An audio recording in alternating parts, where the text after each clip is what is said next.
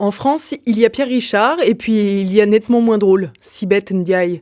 Depuis son arrivée sur la scène politique pendant la campagne présidentielle d'Emmanuel Macron, Sibeth Ndiaye n'en rate pas une. Pourtant, depuis mars 2019, elle est porte-parole du gouvernement. Dernière sortie en date, pendant l'émission Dimanche en politique, alors qu'elle était interrogée sur la dénommée Farida, la manifestante arrêtée par la police après avoir lancé des pierres sur les forces de l'ordre. Mais en même temps, je ne saurais pas expliquer aujourd'hui à mes enfants, par exemple, est-ce qu'il est normal ou pas de jeter des pierres sur les forces de l'ordre. Une petite phrase qui a fait réagir la toile, mais pas seulement. En effet, les syndicats de forces de l'ordre, Synergie et SGP Police, ainsi que les commissaires de la police nationale, se sont tous indignés. En réalité, il est fort probable que Sibeth Ndiaye n'ait pas voulu dire qu'elle ne savait pas si jeter des pierres à la police était bien ou mal. La réalité, c'est avant tout que le porte-parole du gouvernement a une syntaxe pour le moins approximative et qu'il arrive fréquemment que ses propos n'aient aucun sens. Une tactique comme une autre pour remplir sa mission au service d'Emmanuel Macron. En 2017, Sibeth Ndiaye affirmait d'ailleurs dans les colonnes de l'Express qu'elle pouvait tout à fait mentir pour protéger le président. Une déclaration qui n'aura d'ailleurs pas été démentie par la suite de son action au porte-parole. Parmi les exemples criants, celui des masques pendant la crise sanitaire. C'est que les masques ne sont pas nécessaires pour tout le monde. Et vous savez quoi? Moi, je sais pas utiliser un masque. Je pourrais dire, je suis ministre, je me mets un masque. Mais en fait, je sais pas l'utiliser. Pas nécessaire pour tout le monde, surtout quand il n'y en a pour personne. Et puis après tout, les Français sont trop stupides pour le porter, ce masque.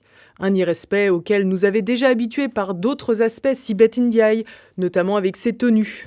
C'était le cas du 15 mai 2019 où le porte-parole a fait le compte-rendu du Conseil des ministres dans une tenue assez proche du pyjama.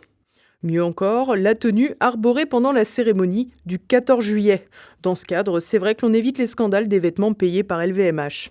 Sympathique également la séquence avec la petite robe à cœur au moment de l'affaire François de Rugy, qui fut surtout une autre occasion pour Sibeth Ndiaye de faire montre de ses talents d'oratrice. Ces dernières semaines, et donc il est toujours utile dans des moments qui sont un peu troublés de rappeler ce que sont les bonnes pratiques. C'est ce qu'ont souhaité faire le président de la République et le Premier ministre. Il ne saurait être question de présager de l'innocence, de la culpabilité de François de Rugy en la matière. Je sens que ce lapsus va faire florer sur les réseaux sociaux et j'ai déjà envie d'effacer cette séquence. Il ne saurait être question de présager Il est vrai que Sibeth Ndiaye passe rarement une semaine sans affoler les réseaux sociaux avec ses déclarations. L'affaire de Rugy avait également donné lieu à cette belle sortie. Tout le monde ne mange pas du homard tous les jours, bien souvent on mange plutôt des kebabs. Un vrai talent d'humoriste qui se révèle également dans ses tweets.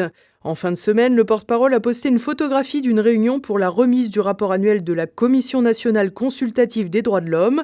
Sibeth Ndiaye évoquait alors les 59 mesures proposées pour lutter contre le racisme et l'antisémitisme, qu'ils soient explicites ou, je cite, « impensés ».